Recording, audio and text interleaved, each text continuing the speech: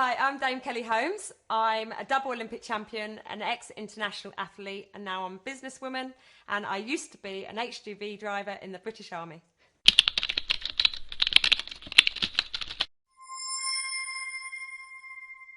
I think having aspirations and dreams and a goal is key to really being positive about yourself and having a focal point, something to go for.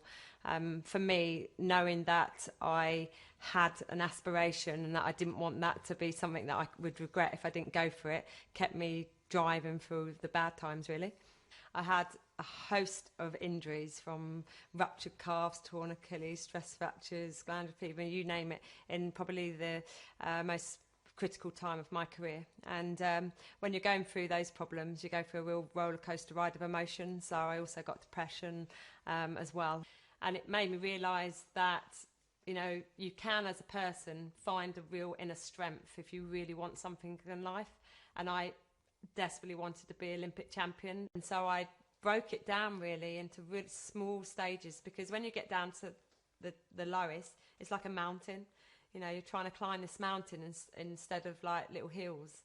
And people look at the top of the mountain and they just think, I can never get out of it. I can never do anything about it. And a year later, after the worst time of my life, I won my 2 gold medals.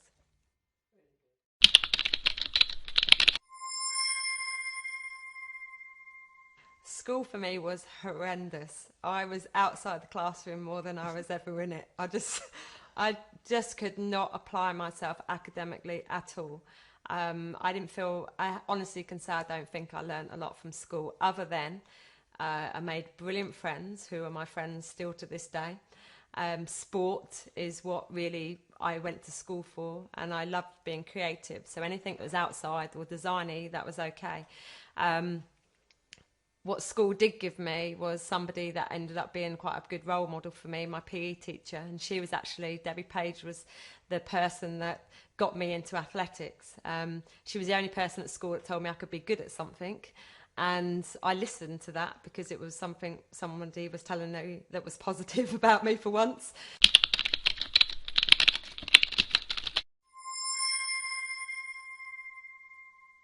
Actually, through some of my work, my own charity, the Dame Kelly Holmes Legacy Trust, we have a programme called Get On Track. And basically that's for young people from disadvantaged backgrounds that have been out of employment or education for quite a long period of time. I get people to write down, I suppose, key things that they have done that are positive, and then break those down to say, okay, so, you know, are you somebody that's good time management, or, you know, are you quite a sociable person? Do you feel like you like interacting? Do you like meeting people? You know, are you creative? You know, do you write nicely? Anything that may be quite attainable for people, rather than, you know, sort of the qualifications aspect.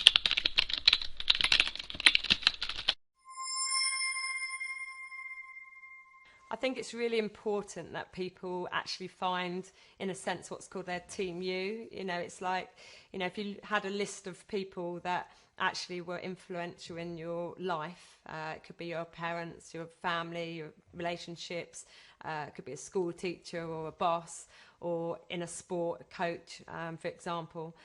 If you were to list all those people and then actually list by the side of that what actually they mean to you in your life, you actually then realise that you've got more to who you think you are than maybe if you didn't write that kind of list down.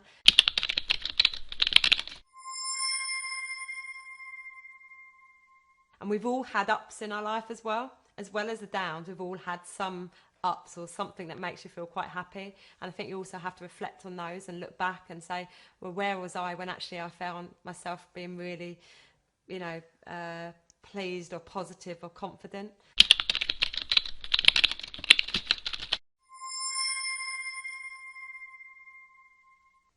And I also was a nursing assistant for people with disability, mentally disabled. So I've cleaned people, I've washed bums of old men and God knows what when I was 16. But actually, you know, for me, that one, I was, like I say, I had a job that I got a bit of money for. Secondly, it was I felt that actually, no matter what my life was, again, there's always somebody worse off. So actually, I was helping people there.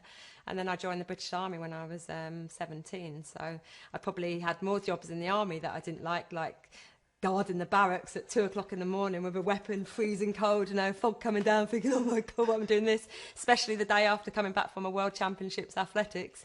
You're brought down to earth in the army, big time.